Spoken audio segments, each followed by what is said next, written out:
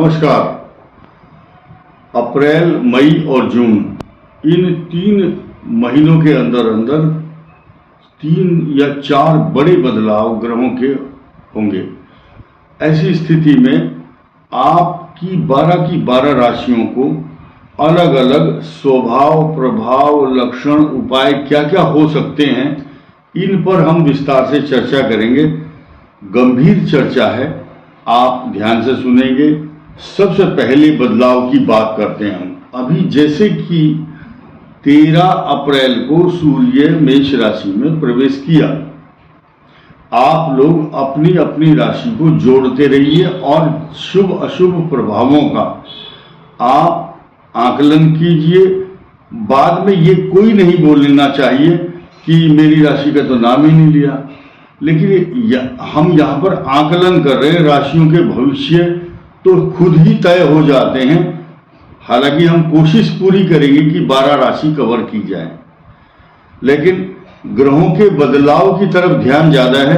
किसी को खुश करने का इरादा या किसी को नाराज करना या किसी का भविष्य इंडिविजुअल का स्वयं ही आपको पता चलता रहेगा। आइए शुरू करते हैं। मेष राशि पर जो सूर्य है वो उच्च राशि में सूर्य है और ये 1 महीना रहता है। लेकिन इसी के साथ साथ अब हम ये भी बात करने वाले हैं कि जब सूर्य मेष राशि में आता है तो उसका जो तेज है वो बहुत तेज होता है, क्योंकि ये 10 अंश पर जाने के बाद काबू में नहीं आता और उसकी कीर्ति आभामंडल तेज इतना तेज होता है कि करोड़ों ब्रह्मांड को प्रकाशित करने की शक्ति रखता है।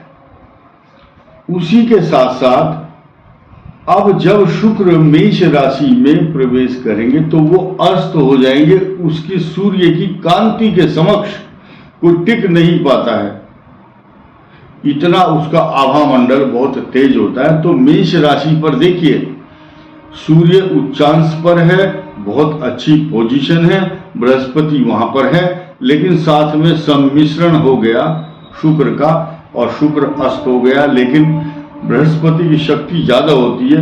बृहस्पति लगभग आप ये समझिए 15 दिन के बाद अस्त होगा, मान करके चलिए, क्योंकि सबकी डिग्री और सबके अंश तय किए हुए हैं।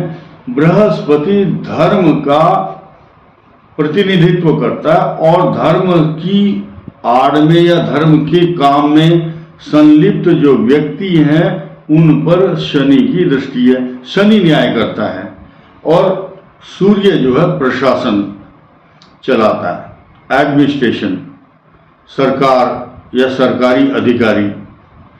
यही कारण है कि न्यायाधीश शनि न्याय की दृष्टि से जो भी अनुचित कार्य करेगा, क्योंकि इस वर्ष मंगल तो राजा है और न्यायाधीश कौन है? मंत्री है, शनि।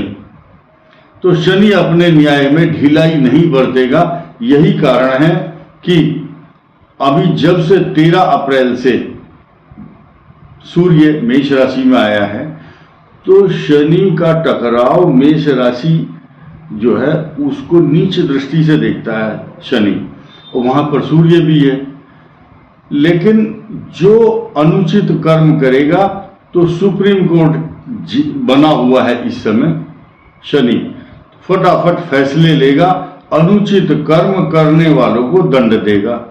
लेकिन यहां पर मेष राशि इसलिए सुरक्षित है क्योंकि उस पर बृहस्पति की नजर भी है, बृहस्पति वहां बैठा भी है। पूरी नजरें इनायत कह सकते हैं या कृपा बरसा रहे हैं बृहस्पति देव।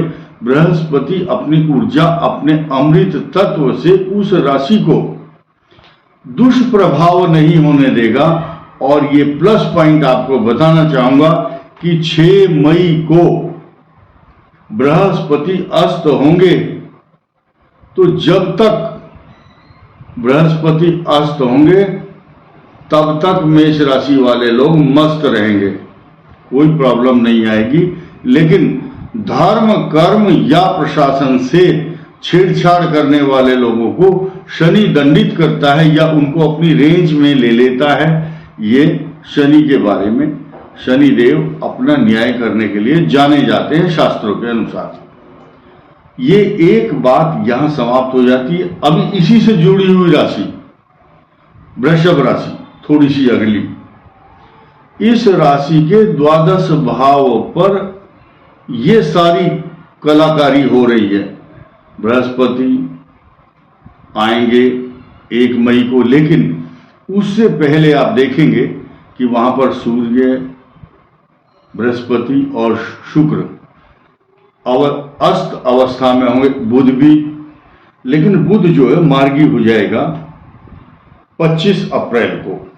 25 अप्रैल को मार्गी होने से क्या होगा, वो प्रभाव दिखाएगा मीन राशि पर। अब ये एक समीकरण बड़ा अजीबोगरीब है।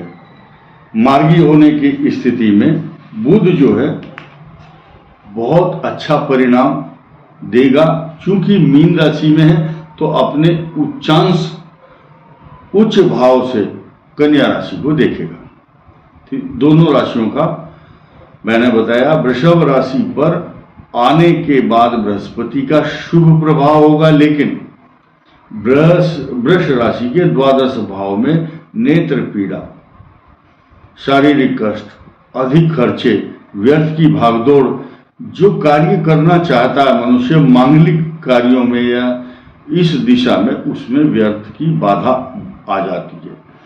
लेकिन अब यहां मिथुन राशि की बात करेंगे कि मिथुन के एकादश भाव में ये सिचुएशन बन रही है।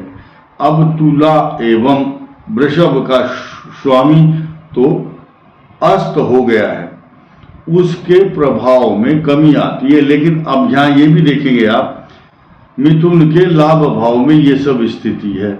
बृहस्पति पीले रंग की चीजों का, वस्तुओं का कारक होता है। गेहूं महंगा होगा। पीला सोना भी है, सोना महंगा होगा। यानी कि जिस दिन बृहस्पति मेष राशि के साथ मिला और उसके बाद उसने एकदम उछाल और छलांग लगाई, लेकिन उसके बाद सस्ता भी होगा समय आने पर। वृषभ में जब बृहस्पति आएंगे तो मिथुन का जो स्वभाव है, मिथुन के एकादश भाव में ये सब काम हो रहे हैं और मिथुन के भाग्य स्थान में उसको बलवान करने के लिए, मजबूत करने के लिए शनि काफी है। कर्क राशि पर चल रही ढैया शनि की आपको शांति से नहीं बैठने दे रही, लेकिन अभी मई के महीने में 2 परिवर्तन हो रहे हैं। बृहस्पति अस्त हो जाएगा और वो होगा किसके साथ, बृहस्पति अस्त होने वृष राशि में होने के बावजूद अस्त होगा, क्योंकि उसका जो अंश है सूर्य से उतनी उचित दूरी पर है जो वो उसको अस्त अवस्था में कर देता है। ये सूर्य का प्रभाव है। लेकिन कर्क राशि के लिए दशम भाव में बृहस्पति की स्थिति जब तक रहेगी तो उन्नति का कारक बन जाएगा। प्रमोशन, इंक्रीमेंट से संबंधित कुछ व्यवधान जरूर हैं, लेकिन आपकी आर्थिक स्थिति रिसोर्सेज ऑफ इनकम को निरंतर बढ़ाने के लिए ये सिचुएशन कर्क के लिए बहुत अच्छी है। अलग बात है कि आपके ऊपर शनि की ढैया का दुष्प्रभाव है और पंचम भाव में आपकी संतान के लिए भी शुभ फल देने वाला नहीं है। लेकिन प्रसन्नता आपको ये होनी चाहिए कि कुछ ही दिन बाकी हैं, लगभग आप देखिए 14 दिन के बाद आपके दिन बदलने वाले हैं, क्योंकि पंचम भाव पर जो साइड इफेक्ट शनि के हो रहे थे कम से कम ये नहीं होंगे और रिसोर्सेज ऑफ इनकम को बढ़ाने वाला बृहस्पति आपके लाभ स्थान में होगा। वो वक्री हो जाएगा। शनि जो है आपका अष्टम में दीर्घायु योग कारक भी होता है, लेकिन भाग्य स्थान का स्वामी जब आपके लाभ स्थान में होगा तो उन्नति देता है, तरक्की देता है। सिंह राशि के लिए अष्टम भाव में चल रहे राहु का प्रभाव, लेकिन अब 23 तारीख को जब मंगल का अष्टम भाव में आना, ये कहां कहां प्रभाव डाल रहा है देखिए। आपके धन कुटुंब वाणी सिंह राशि को प्रभावित कर रहा है और शत्रु भाव से देखता है द्वितीय भाव को, और आपके रिसोर्सेज ऑफ इनकम पर बैन लगाता है। यानी कि आपके जितने भी स्रोत हैं आय के, उनमें एरर, मुश्किलात पैदा करना, बाधा करना, तनाव डालना, व्यर्थ की भागदौड़, गुप्त चिंताएं, अशांति, मन में ऐसा भाव आता है कहीं मेरा कोई नुकसान ना हो जाए, अनिष्ट की आशंकाओं से ग्रसित करता है मनुष्य को। बात बहुत सारी होती है, दरअसल हम लोग बहुत संक्षेप में बात करते हैं ताकि आपका भी समय खराब ना हो और हम भी आपको जो बात कहनी है किस भाव से हम कहें, ये हमारी अपनी एक तरीका होता है बताने का। अब आइए कन्या राशि पर अष्टम भाव किसी भी दृष्टि से, अब अष्टम भाव कन्या राशि को ऐसा सता रहा है जैसे कि आपका अपमान हो रहा है, कोई सुन नहीं रहा आपकी बात। लेकिन ध्यान मत दो इस बात पर, क्योंकि आपका अपमान करने का किसी का इरादा नहीं है। अगर होगा भी तो वो कर नहीं पाएगा। कारण क्या है, आपको चक्कर आएगा, आपके स्वास्थ्य से संबंधित समस्या, दाम्पत्य जीवन में कोई परेशानी। जहां आपके अष्टम भाव में मंगल भी 1 जून को आएगा, परंतु पहले से ही पेट्रोल और माचिस की तिल्ली लगा करके आग जलाने की कोशिश की जा रही है आपकी मैरिज लाइफ को डिस्टर्ब करने का। हस्बैंड वाइफ को दोनों को परस्पर सौहार्द और सामंजस्य बनाकर रहना आवश्यक है, लेकिन स्वास्थ्य को लेकर के अभी कोई भाईबंदी नहीं हो सकती। कारण क्या है, आपके अष्टम सूर्य जैसी चले जाएंगे 14 मई को, फिर 14 दिन का ब्रेक ठीक ठाक रहेगा। फिर 1 जून को मंगल स्वयं अष्टम भाव में मूल त्रिकोण में आकर के आपके स्वास्थ्य को खराब करता है। ये कन्या राशि का फल है। तुला राशि के लिए बाद में देखेंगे, लेकिन पहले कन्या राशि को ही ये आश्वस्त करना चाहता हूं कि 1 मई को जल्दी जल्दी बहुत ऐसे कॉम्बिनेशन बने और ऐसी ग्रहों की बिसात जल्दी जल्दी, एक आया एक गया, एक आया एक गया। तो बृहस्पति आने मात्र से आपके भाग्य स्थान में 1 मई से सुधार ऑटोमेटिकली किसी भी फील्ड में हो। जब बृहस्पति कमान संभालता है अपने भाग्य स्थान में आकर के, और वो कहाँ का, केंद्र का स्वामी होगा आपके, तो अच्छा फोकस डालता है, 80% समस्याओं को एकदम भगा देता है। तुला राशि के अष्टम भाव में जहां बृहस्पति होंगे, धन की स्थिति तो मजबूत करेंगे, लेकिन अष्टम भाव में शुक्र की राशि है और वो हो गया अस्त, तो इसीलिए आपको शारीरिक कष्ट देने के लिए, साथ ही साथ जो दाम्पत्य जीवन में बाधाएं दिखा रहा है, और साथ ही पाप कर्तरी योग 14 मई के बाद आपकी कुंडली में बनेगा, मैरिज लाइफ को डिस्टर्ब करेगा। जिनकी कुंडली में पहले से ही पाप कर्तरी योग रहा होगा, यानी कि मीन, मेष और वृषभ तीनों लगातार पाप ग्रह बैठे होंगे, ये सिचुएशन मार्च, अप्रैल, मई, जून में उत्पन्न हुए जातकों के साथ आ सकती है, बाकी किसी के लिए नहीं आएगी। अब हम बात करेंगे वृश्चिक राशि की। वृश्चिक के लिए पंचम भाव में राहु मंगल का अंगारक योग बनेगा। कब? 23 तारीख को, 23 अप्रैल। लेकिन 24 को जो शुक्र अस्त होने वाला जो कार्यक्रम है वो आपको प्रभावित करता है मैरिज लाइफ और खर्चों के मामलों में। साथ ही साथ बुध मार्गी होगा। बुध आपकी अष्टम भाव मृत्यु स्थान का स्वामी, तो ये कष्टकारक होगा। कारण क्या है कि इस स्थिति को संभालने के लिए बृहस्पति तो आएंगे 1 मई को, लेकिन उससे पहले आपको सूर्य अच्छा परिणाम नहीं दे रहा है। कारण यह है कि बृहस्पति भी पंचम का स्वामी 6ठे में चला गया। बृहस्पति सूर्य के साथ है और राहु पंचम में बुद्धि को भ्रमित करता है। लेकिन ये जो शनि की ढैया है ये आपको अशांत करती है। कारण ये है कि शनि आपकी राशि को पूर्ण दृष्टि से देख रहा है। इसको कंटक शनि के रूप में शास्त्रों में कहा गया है। यही कारण है कि जब शनिवार के दिन आप जिन जिन राशियों पर, कर्क, वृश्चिक और मीन पर जिन जिन राशियों पर कंटक शनि या ढैया साढ़े साथी है, उनको सरसों के तेल का दीपक तो जलाना ही चाहिए। और खास तौर से ये चीज ध्यान दीजिए, अपना मुख एक कटोरी के अंदर लेकर के सरसों का तेल, उसमें अपना मुख देखिए, छाया आपकी, उसमें आपने देखा होगा छाया मार्तंड संभूतम, छाया का जो प्रतिनिधित्व अगर हमने वो तेल डाल दिया अपनी छाया देख करके, उसको कष्ट आपके शरीर के ऊपर से निकल जाते हैं, ऐसा ग्रह बताया।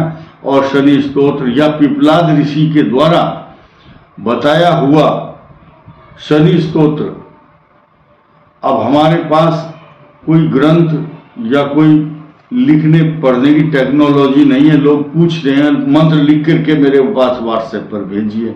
हम सिर्फ सलाहकार हैं, आपके यही परामर्श देंगे। पिपलाद ऋषि के द्वारा कहा गया शनि स्तोत्र का पाठ धनु राशि के लिए, ये जो स्थिति है पंचम सूर्य और जो शुक्र अस्त हुआ है, ये आपके छठे स्थान रोग स्थान का, इनकम हाउस का लॉर्ड है। तो कुल मिलाकर के आपके लिए जो स्थिति परिवर्तनशील हुई है, इधर राहु मंगल का अंगारक योग, पंचम भाव में सूर्य बृहस्पति और तीसरे भाव में है आपके शनि। तो चतुर्थ भाव में पापकर्तरी योग बना। आपकी राशि का स्वामी पंचम में है, वो आएगा 6 मई को अस्त होकर के अपने अस्तित्व में थोड़ा सा अपने प्रभाव में न्यूनता लाता है। ये पोजीशन 7 जुलाई तक बन सकती है, लेकिन अब सूर्य की जो गति है वो अलग होगी और उसकी रेंज से शुक्र और बृहस्पति जब बाहर आ जाएंगे तो पूरी सृष्टि के लिए शुक्र का और बृहस्पति का अस्त होना अच्छा नहीं बताया जाता है। कारण क्या है कि ये दोनों मांगलिक कार्यों के लिए विशेष पूजनीय ग्रह हैं। अब बृहस्पति देवता ये देवताओं के राजा हैं, देवताओं के गुरु हैं और दैत्यों के गुरु शुक्राचार्य जी हैं। तो इस स्थिति में अगर इनका अस्त हो जाना सृष्टि में शुभ कार्यों को रोक देता है। यही कारण है कि मुंडन, जनेऊ, देवताओं की प्राण प्रतिष्ठा, विवाह आदि कार्यों में ब्रेक लग जाता है। और साथ ही मकर राशि के लिए चतुर्थ भाव तथा द्वितीय भाव, तृतीय भाव, यहां पापकर्तरी योग बना है आपका तीसरे भाव से, लेकिन मकर राशि के लिए पंचम भाव में गुरु आते ही आपके लिए चारों तरफ से सफलताओं के द्वार तो खुलेंगे। फिलहाल आपको व्यर्थ की भागदौड़, अशांति, तनाव, चिंता, साढ़े साथी के अंतिम चरण चल रहा है। तो व्यर्थ की भागदौड़, हरेसमेंट बोलते हैं इसको, बहुत बड़ा नुकसान तो नहीं होता लेकिन आपको हरेसमेंट होता है। व्यर्थ की भागदौड़ एक शब्द है अंग्रेजी में, बिजी विदाउट वर्क। आप बहुत व्यस्त हैं लेकिन काम कुछ नहीं हो रहा है। कुंभ राशि पर बन रहे राहु मंगल के अंगारक योग के साथ साथ अष्टम भाव में केतु स्वास्थ्य को प्रभावित करता है, लेकिन सूर्य और बृहस्पति का जो युति का योग है तथा 1 जून को आपके पास मंगल आएगा पराक्रम में, आपकी सभी समस्याओं को दूर करेगा। लेकिन वर्तमान बृहस्पति भी आपके चतुर्थ भाव में आते ही आपकी नौकरी, व्यापार, प्रतिष्ठा जो बार बार आपको परेशानी दे रहा है, एक रोजगार को लेकर के प्रॉब्लम, तो उस समस्या को दूर करने के लिए आया है बृहस्पति। और बहुत अच्छी पोजीशन में कुंभ राशि को ऐसा बनाएगा कि इनका आपका नाम होगा, तरक्की होगी, दूर दूर तक आप प्रसिद्धि पाएंगे।